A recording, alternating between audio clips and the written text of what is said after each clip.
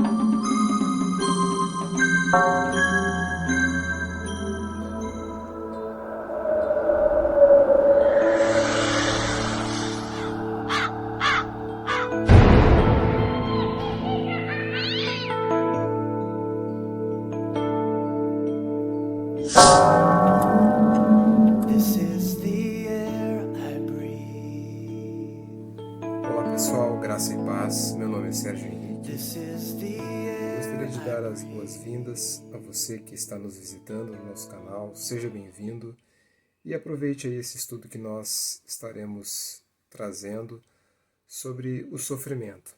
Como nós falamos ali no início, colocamos aquele título, pode o sofrimento ele vir da parte de Deus, Pode vir de um Deus justo e santo e bom.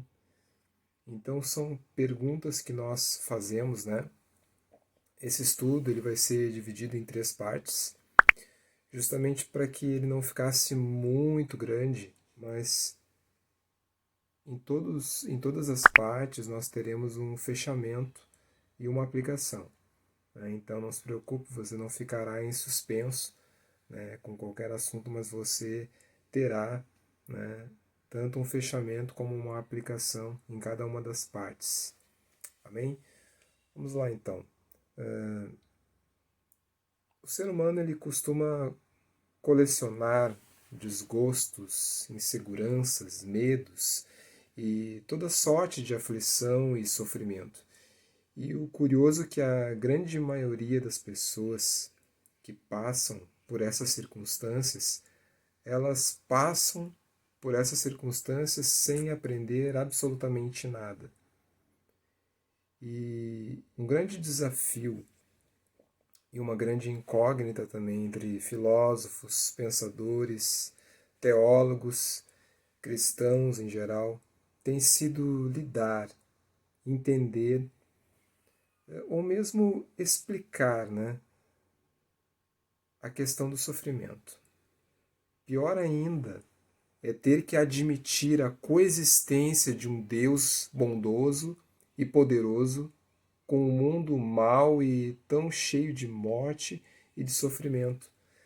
E para muitos, toda essa situação ela já é uma prova de que Deus não existe.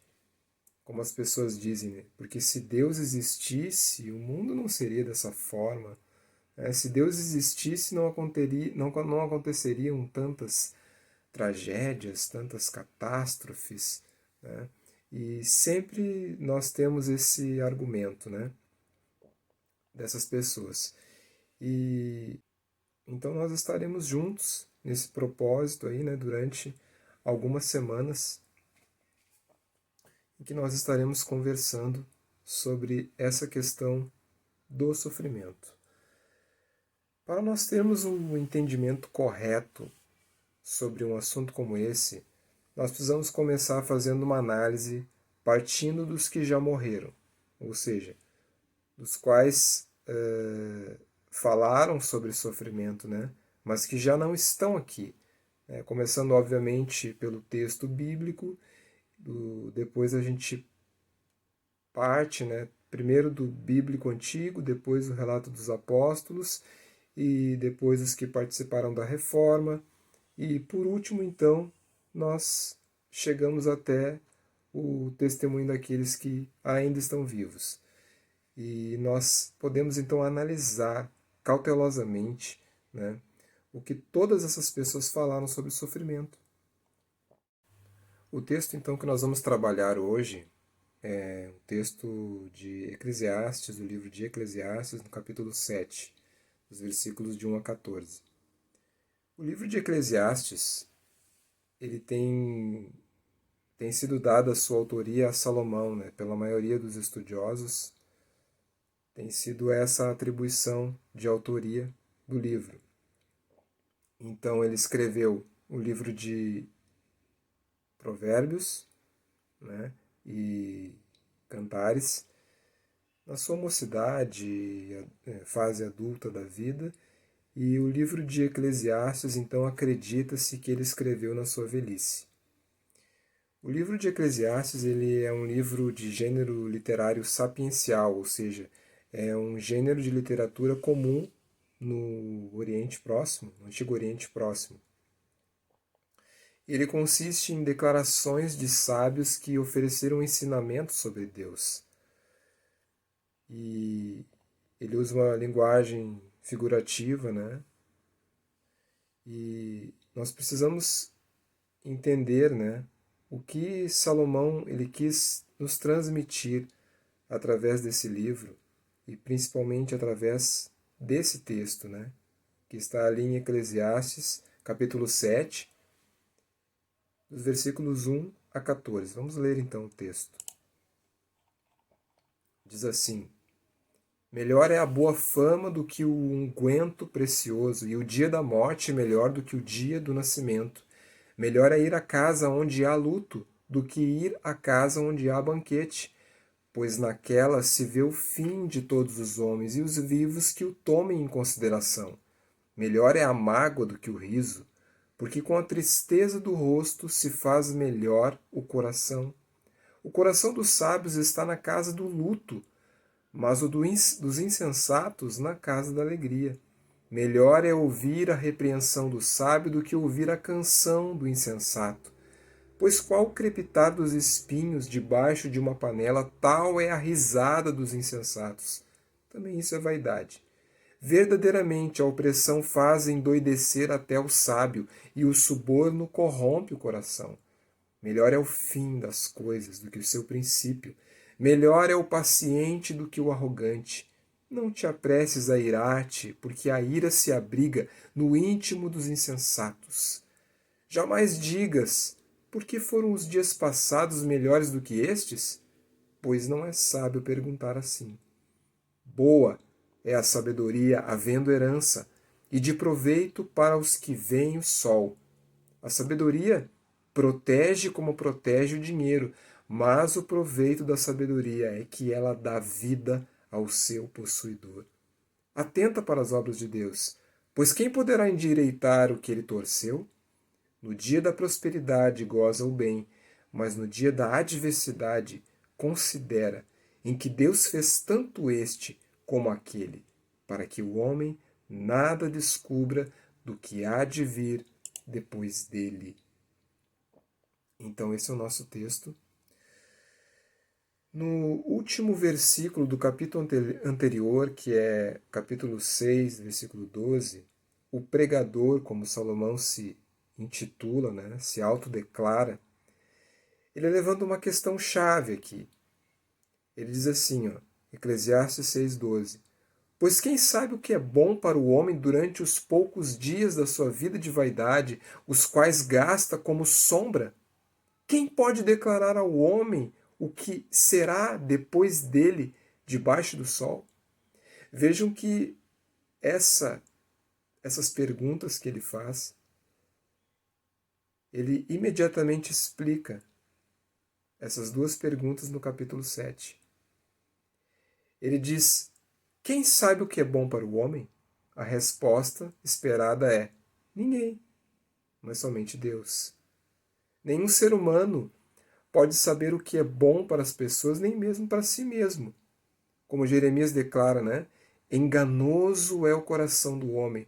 O coração do homem ele é enganoso. Ele pode se enganar acerca dos outros e acerca de si mesmo. E como não pode o ser humano saber o que é bom para si próprio, Está implícito, então, no texto que ele deve aceitar de forma submissa o que Deus lhe dá. O pregador ainda diz: quem pode declarar ao homem o que será depois dele debaixo do sol? Essa é uma pergunta retórica. A resposta esperada é: ninguém pode dizer ao homem o que será depois dele. Ou seja, ninguém pode nos dizer o que o amanhã trará. Na verdade, ele faz essas perguntas, mas ele não espera a resposta dessas perguntas. A explicação do que ele está falando justamente é a resposta, né?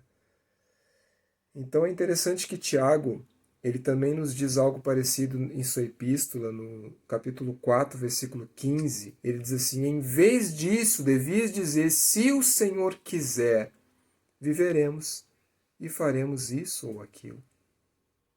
Então nós não sabemos o dia de amanhã. Não sabemos o que será depois de nós. Não sabemos o que acontecerá depois que nós morrermos, né, que nós viermos a falecer. Nós não conhecemos o futuro. O que o amanhã trará? Será um dia de prosperidade ou será um dia de adversidade? Nós não sabemos. Nós queremos acreditar que será um dia de coisas boas, de prosperidade, mas nós não sabemos. E isso muitas vezes aflige o nosso coração. Às vezes nós vemos alguns sinais de que coisas ruins podem acontecer e nós começamos a ficar desesperados. Nosso coração começa a ficar desesperado. Por quê? Porque não estamos confiando em Deus. Quando nós vemos algum sofrimento ou estamos diante de algum sofrimento, normalmente nós ficamos desesperados. Por quê? Porque está faltando para nós a confiança em Deus. Não estamos entendendo o que o Senhor está querendo nos passar, o que o Senhor está querendo nos mostrar, o que o Senhor quer através daquela circunstância. O que o amanhã trará? Seremos felizes ou prantearemos? Simplesmente nós não sabemos o que está escondido. Não sabemos o futuro, porque o futuro está escondido. Não sabemos o que de fato é bom para nós. Nós também não sabemos dizer o que de fato é bom para nós.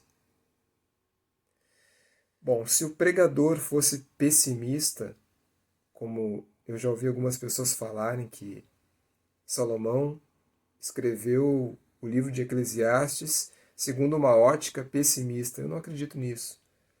Porque eu acredito que se ele fosse pessimista, ele estaria imediatamente entrando em desespero, como eu disse. Mas Salomão, ele não é pessimista. O que ele faz aqui é esboçar graficamente a nossa situação, para nos mostrar que a sabedoria pode detectar algum bem, mesmo em tempos de adversidade. É isso que ele está querendo nos mostrar aqui. Presta atenção no que está acontecendo. Presta atenção nos sinais, por que aconteceu isso ou aquilo. Onde está o Senhor? O que ele quer te mostrar? Então ele começa no capítulo 7, nos dando uma série de provérbios que repetem 9 vezes a palavra bom ou mais do que bom, que nós referimos no português como melhor. Ele começa dizendo: melhor é a boa fama do que um unguento precioso, e o dia da morte melhor do que o dia do nascimento. Opa! Como que o dia da morte pode ser melhor do que o dia do nascimento? Que afirmação surpreendente, né? O que ele está querendo dizer com isso? Vamos entender a primeira parte. Podemos comprar um unguento precioso, certo? Mas nós não podemos comprar um bom nome.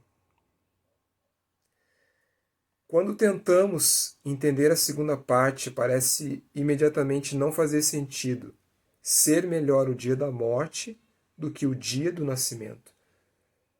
Salomão inverteu esses valores. Por quê? Ele diz algo parecido no capítulo 4. Ele refere ali sobre todas as opressões praticadas no mundo.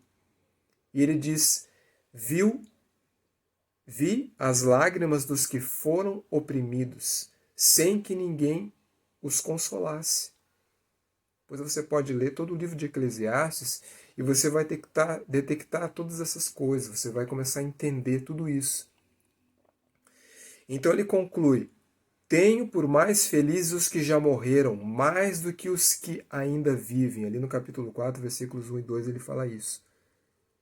Ele diz que os mortos são mais felizes do que os vivos, pois não têm mais que fazer o quê? Que testemunhar a injustiça, a dor e as lágrimas que vemos nesse mundo. Então, da mesma forma, ele diz nessa passagem que a morte é melhor do que o dia do nascimento. O dia da morte é melhor do que o dia do nascimento. Por quê? Porque o nascimento é o começo de uma vida de observação das lágrimas dos oprimidos e da experiência pessoal da opressão. É isso que ele está tentando nos passar aqui. E o dia da morte também marca o quê? Marca o fim da observação e experiência do sofrimento. Salomão continua nesse tema de morte. Ele diz: melhor é ir à casa onde há luto do que ir à casa onde há banquete. Será mesmo? É melhor ir a um funeral do que ir a uma recepção de casamento, por exemplo? Ele dá uma razão. Ele diz: pois em um funeral se vê o fim de todos os homens, e os vivos que o tomem em consideração. O que ele está dizendo? Ele está dizendo: meu amigo, observa que um dia você estará ali. Um dia você estará deitadinho daquele jeito ali. Você não, né? Mas o seu corpo. É isso que Salomão está nos passando, né? Mas o que acontece, queridos? Nós não gostamos de pensar nessas coisas. Eu já ouvi pessoas falando assim: Deus me livre, não fala em morte. Eu fico louco quando eu ouço falar em morte. Não me fala em caixão, não me fala em túmulo. Eu não gosto de ouvir falar dessas coisas porque eu passo mal.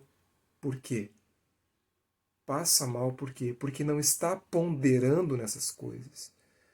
Não está pensando que um dia ele estará de fato ali. De fato, queridos, nós estaremos ali. Eu e você, um dia, estaremos em um funeral e nós seremos ali a atração principal, ou seja, aquele que estará dentro do caixão.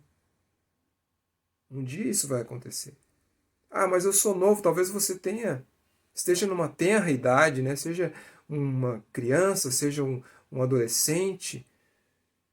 Mas, querido, isso pode levar 30, 40, 50, 60 anos ou mais, mas você vai estar ali.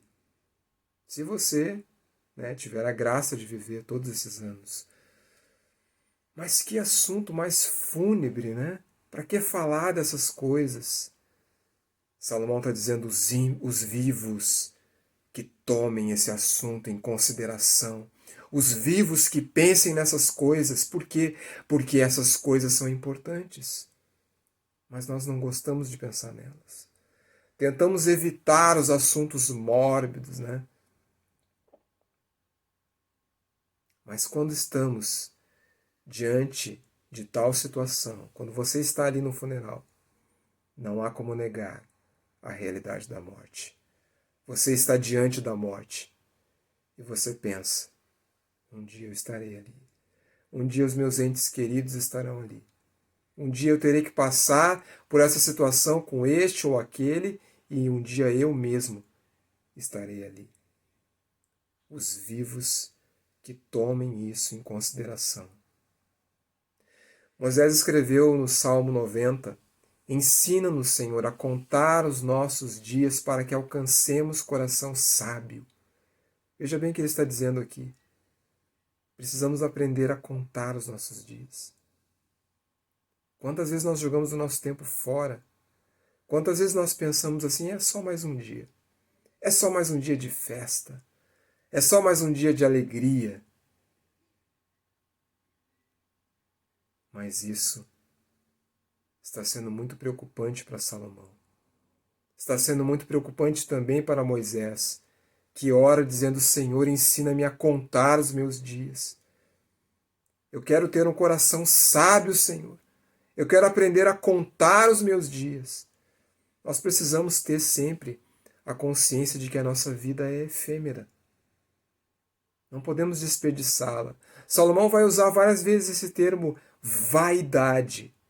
Esse termo vaidade no texto de Salomão significa efemeridade, ou seja, algo muito semelhante a quando num dia frio você sai de dentro de casa para a rua e você abre a sua boca, você boceja, você fala e sai aquela fumacinha da sua boca, aquela fumaça branquinha que rapidamente desaparece. Vaidade que Salomão se refere nesse texto é algo muito parecido com isso. Algo efêmero, passageiro, que passa rapidamente de forma que você nem percebe. Você percebe que aquilo está ali, de repente não existe mais. Passou. E assim, queridos, é a vida da gente. Eu congreguei numa igreja onde uma senhora me falou uma frase que eu nunca mais me esqueci. Ela disse assim: meu filho, um dia eu me deitei uma menina e me acordei depois uma velha. Por quê? Porque a vida dela passou rapidamente. Passou muito rápido. E assim é a nossa vida, queridos. Hoje você pode ter 20 anos, mas você vai ver que rapidamente você terá 30, rapidamente você terá 40, rapidamente 50.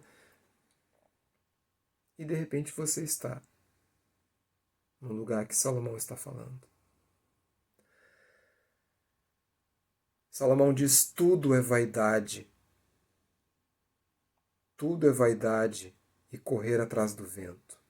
No versículo 3, ele diz: melhor é a mágoa do que o riso.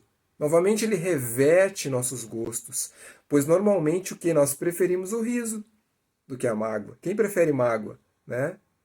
A gente pensa qual é o imbecil que vai preferir uma mágoa. Eu prefiro o riso, óbvio, mas Salomão está invertendo aqui os valores. Ele está dizendo melhor é a mágoa do que o riso. Ele explica, né? Ele diz porque com a tristeza do rosto se faz melhor o coração. Riso aqui, querido, não é uma alegria, uma felicidade. Riso aqui é um comportamento frívolo. Não é uma alegria genuína no coração. É um comportamento frívolo. É isso que Salomão chama de riso. Ele diz, porque com a tristeza do rosto se faz melhor o coração. Esse conceito fecha com estar na casa do luto, considerando a efemeridade da vida. Ele explica isso quando ele diz, né? Aliás, no Novo Testamento, não vê contradição entre tristeza do rosto e alegria do coração, pois quando Paulo ele escreve aos Coríntios, em 2 Coríntios 6,10, ele diz: entristecido, mas sempre alegre.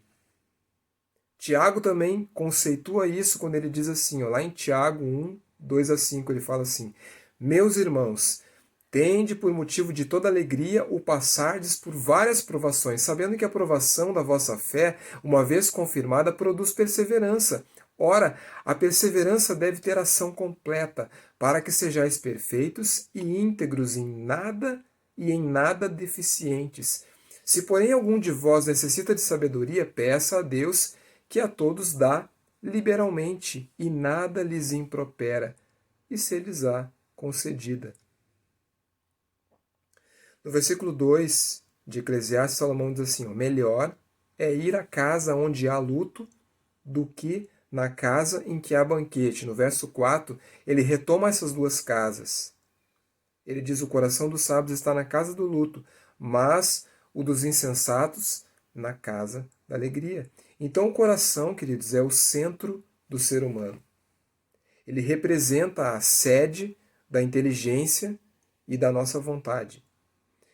Então, Salomão afirma que o sábio deve ter o coração na casa do luto, ou seja, o coração deve viver com a realidade da morte em sua mente. Como eu disse, né? Um dia eu vou estar ali. E conforme está em Gênesis 3, nós vemos que a morte ela é a punição de Deus para a desobediência humana. É o golpe final na humanidade, né? A morte é trágica. É o clímax do sofrimento. Mas Salomão diz que a reflexão que fazemos quando pensamos na morte nos torna pessoas melhores, pois estamos ponderando em nossa própria vida. Quando você pensa nessas realidades, querido, você começa a valorizar a sua vida no sentido de ponderar as suas atitudes. Você começa a, como Moisés disse, contar os seus dias. Você começa a pensar: eu preciso dar contas da minha vida para Deus. Então eu vou observar melhor a minha vida. Eu vou viver a minha vida de forma que eu possa agradar mais ao meu Deus. Que eu possa viver segundo Ele quer, segundo Ele pensa, segundo Ele projetou para comigo, para com a minha vida. No versículo 5, Salomão continua a contrastar os sábios com os insensatos. Ele diz assim: melhor é ouvir a repreensão do sábio do que a canção do insensato. Porque a repreensão do sábio sempre será construtiva, porque ela tem o propósito de corrigir, corrigir um padrão de comportamento prejudicial ou, no mínimo, questionável. Então o sábio repreende para quê? Para fazer essa correção. Mas o que poderíamos aprender com a canção do insensato? A canção do insensato, ela é cantada na casa da alegria, lembra? Comportamento frívolo. Um ambiente frívolo, ou seja, que não tem sentido nenhum. Como o crepitar de espinhos debaixo de uma panela. Não significa nada, não constrói nada, não serve para nada. No versículo 7, ele menciona especificamente a opressão ou extorsão, que pode ser entendido como suborno. Ele vê tal atitude como uma tentação tão grande que até mesmo o sábio se engaja nessa má aventura e se torna insensato. Porque, na verdade, queridos, muitas vezes a maioria do ser humano, ela diz que quer uma coisa, mas na verdade existe uma segunda intenção. Por mais que o nosso coração, lembra de que Jeremias falou, o coração do homem é enganoso, por mais que muitas vezes estejamos mostrando uma boa intenção, uma má intenção está se levantando no nosso coração. E nós precisamos estar atentos a isso. Porque se nós não identificarmos essas coisas, muitas vezes será necessário que Deus se utilize de coisas, de outras coisas, de outros artifícios, de dispositivos que nos trarão de alguma forma o sofrimento. Para quê? Para que nós venhamos a aprender. Então, quando Deus permite ou envia o sofrimento para a nossa vida, Ele tem o propósito de quê? De que nós aprendamos. O autor da carta aos Hebreus diz que o próprio Filho, Jesus, ele aprendeu por meio das coisas que sofreu. Imagina, querido, se Jesus, sendo Deus, aprendeu por meio das coisas que sofreu, segundo o autor da carta aos Hebreus, que dirá nós? Nós precisamos aprender. E muitas vezes nós precisaremos sofrer para que venhamos a aprender. E por causa desse perigo que Salomão menciona aqui, que é o suborno, por causa desse perigo, que até mesmo o sábio corre o risco, Salomão declara no versículo 8, melhor é o fim das coisas do que o seu começo. O fim das coisas aqui, ele deve ser entendido como resultado, produto final. Existe um ditado que diz que tudo está bem quando termina bem, né?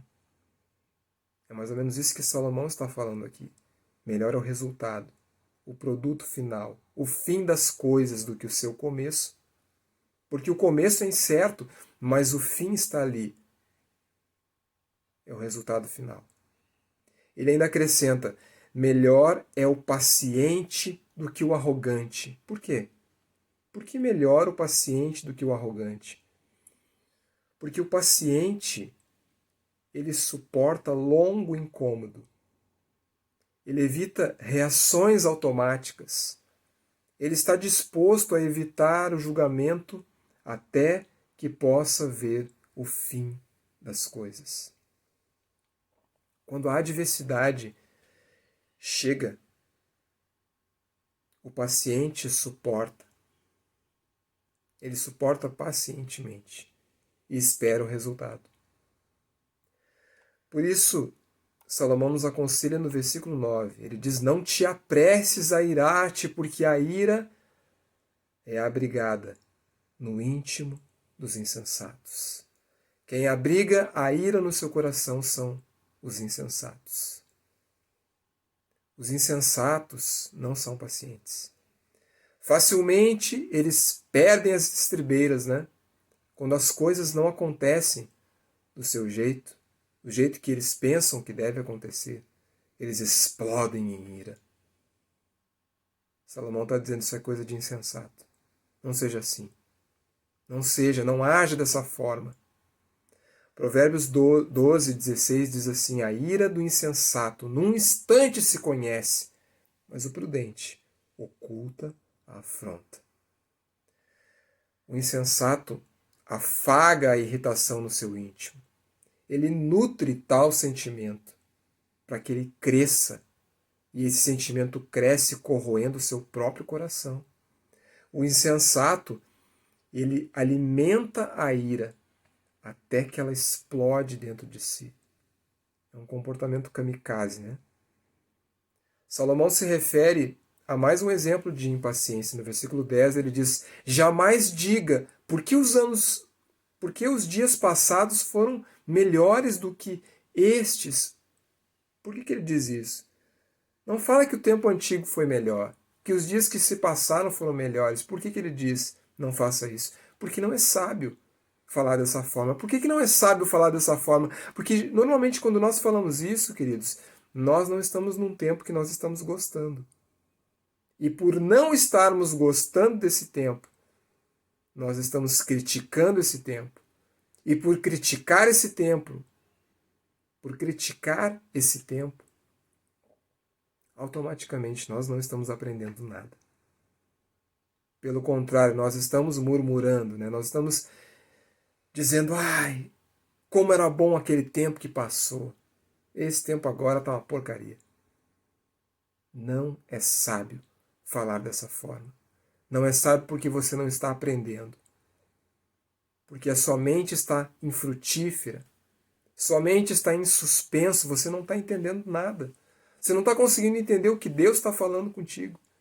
Você não está conseguindo entender o que Deus está mostrando.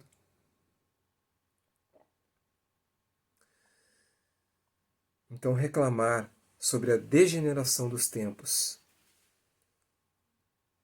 é mostrar uma falta de autocontrole, é mostrar impaciência. Essas características são características de tolo e não de sábio. No versículo 11 ele diz: boa é a sabedoria havendo herança e de proveito para os que veem o sol. Quando ouvimos a palavra herança, nós devemos pensar aqui em terra, em possessão. A terra, ela era uma posse permanente, né? Por exemplo, em uma sociedade agrícola, a terra é igual à comida, é igual à segurança, é igual à estabilidade. Dessa forma, então, o texto ele está dizendo que, por meio da sabedoria, é possível sobreviver a tempos de adversidade, tempos difíceis, tempos de sofrimento. No versículo 12, ele diz que a sabedoria protege como o dinheiro, porque o dinheiro, em certa medida, ele pode salvaguardar da privação, né? E o texto, ele declara aqui que, semelhantemente, a sabedoria pode proteger a pessoa das duras realidades da vida. Ele está fazendo uma comparação, que a sabedoria protege como protege o dinheiro, ou seja, a sabedoria traz uma segurança, da mesma forma que o dinheiro traz uma segurança. Mas existe uma diferença entre a sabedoria e o dinheiro. No versículo 12, Salomão diz que a sabedoria dá vida ao seu possuidor. Ou seja, não é algo simplesmente protetivo como o dinheiro é para quem o tem, mas é algo que, além de te proteger, te transmite vida. É isso que Salomão está dizendo.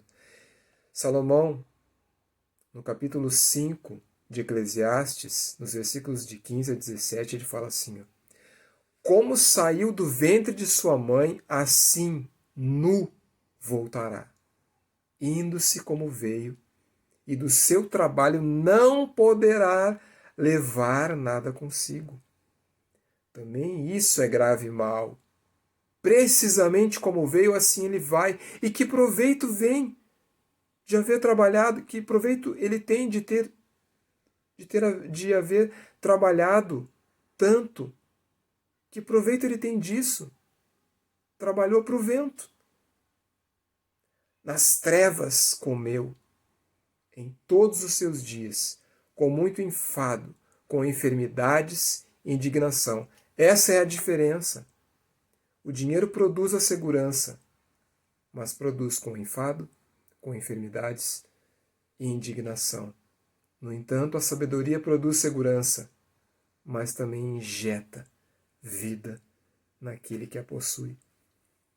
No versículo 13, ele está dizendo: presta atenção no que Deus está fazendo, pois o que ele torceu, quem poderá endireitar? Quem poderá endireitar alguma coisa que o Todo-Poderoso torceu? Quem poderá mudar algo que Deus estabeleceu? Quem poderá fazer de forma diferente? A nossa atitude, ela deve ser simplesmente de entender o que Deus está querendo nos mostrar. No versículo 14, ele diz: no dia da prosperidade, aproveita, mas no dia da adversidade, busca Deus, né? Busca Deus para que Ele te faça entender o propósito de tal situação. O que Ele quer te fazer entender? O que Ele quer, aonde Ele quer te fazer chegar? Existe um propósito. Deus permite o sofrimento ou o envia? Sempre não. Nem todo sofrimento vem de Deus, mas algumas vezes sim. Salomão diz que ele deu tudo o que a alma dele pediu. Como eu disse, você pode ler todo esse livro de Salomão, é um livro magnífico, excelente. Eu gosto muito do livro de Eclesiastes, muito mesmo. Eu aprendo demais. Às vezes é meio difícil de entender certas coisas, né? Mas você vai ali, você pesquisa e você vai começar a perceber a grandiosidade da sabedoria que Salomão deixou para nós nesse livro. O texto bíblico diz que Salomão, na sua velhice, ele fez coisas que desagradaram a Deus. Ele fez templos a outros deuses.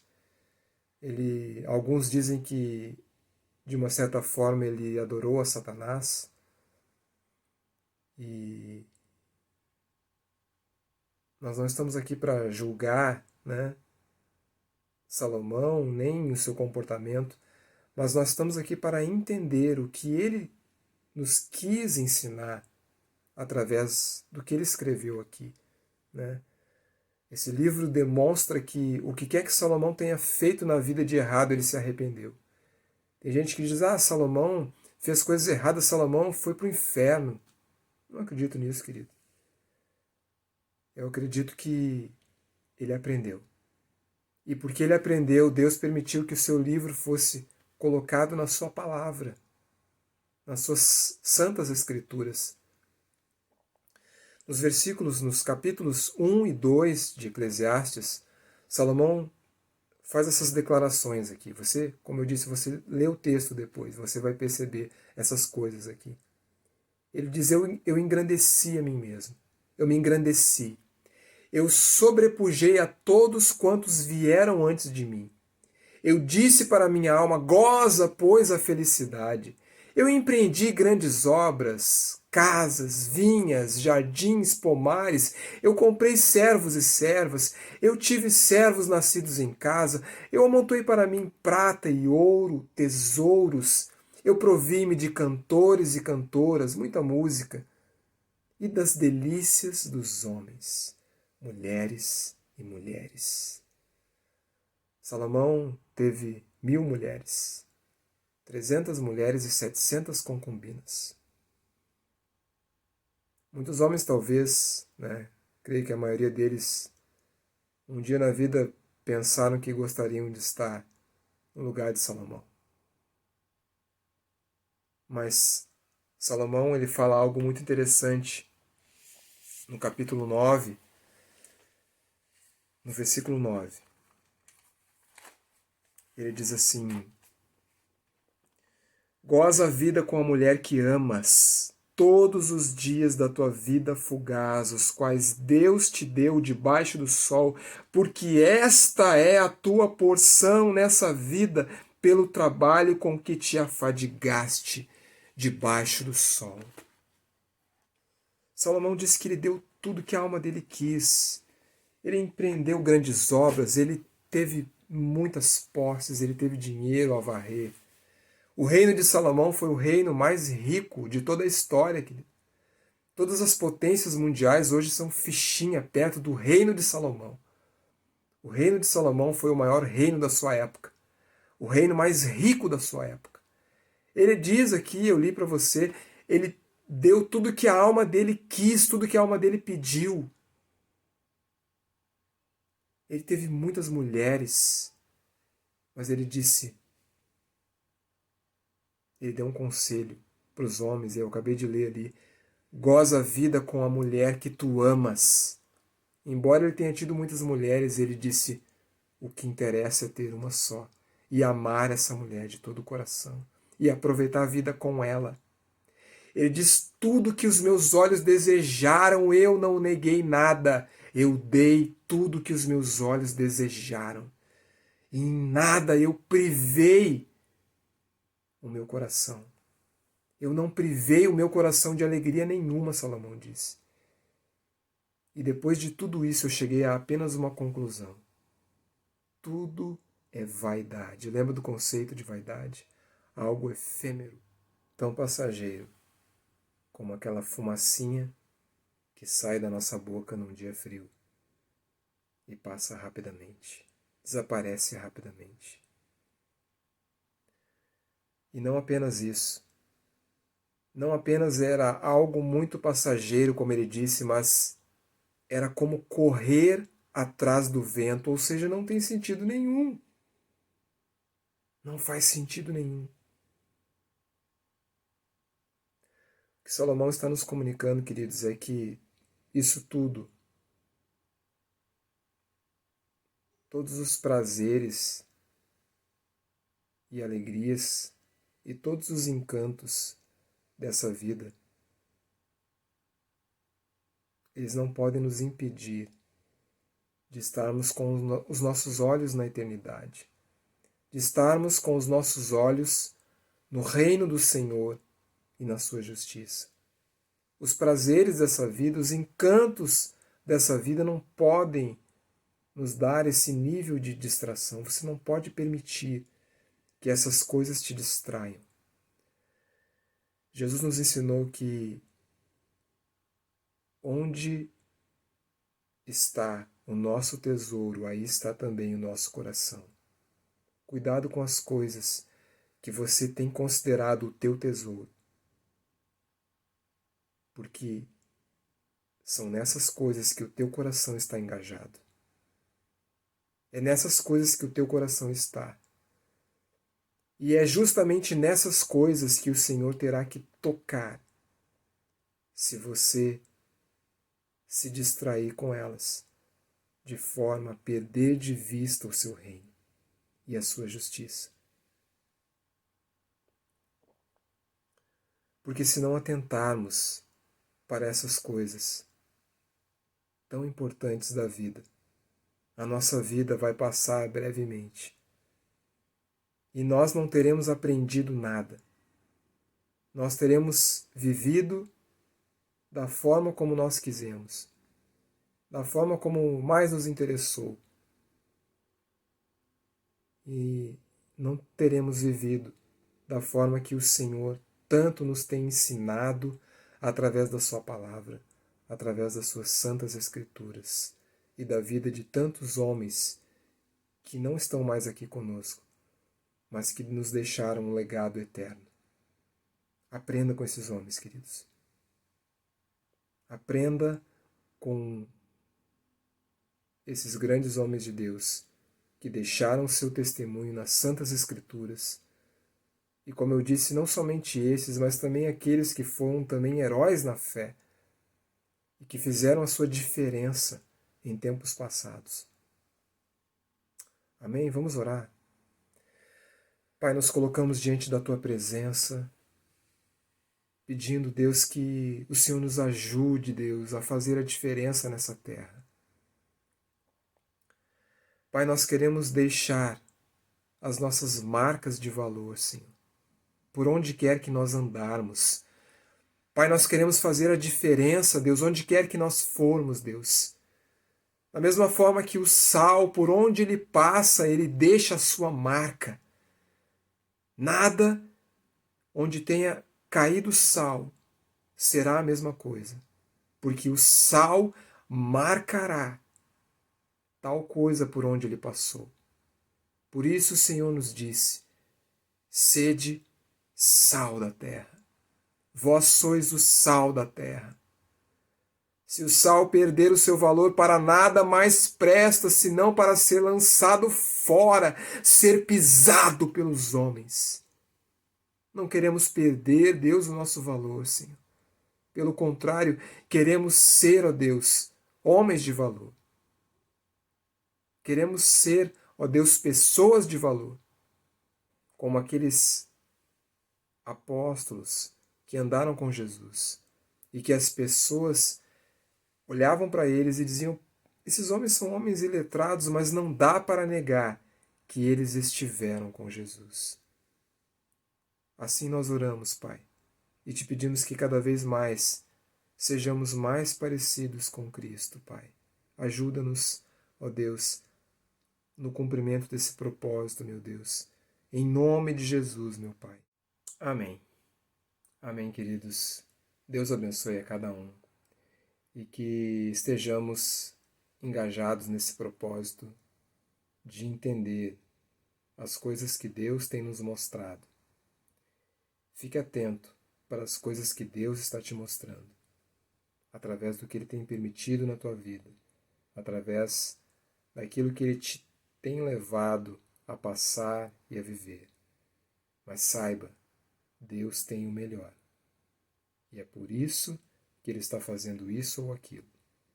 Porque Deus nos ama demais. Deus nos ama muito, mas Deus também é justiça e Deus vai nos ensinar aquilo que precisar, aquilo que nós precisarmos aprender. Amém, pessoal? Estaremos ainda juntos algumas vezes com essas mensagens, né? Com esse cunho, nesse propósito de esclarecer essas questões que estão ligadas ao sofrimento. Amém? Então, uma excelente semana a todos. Fiquem com Deus. Deus abençoe.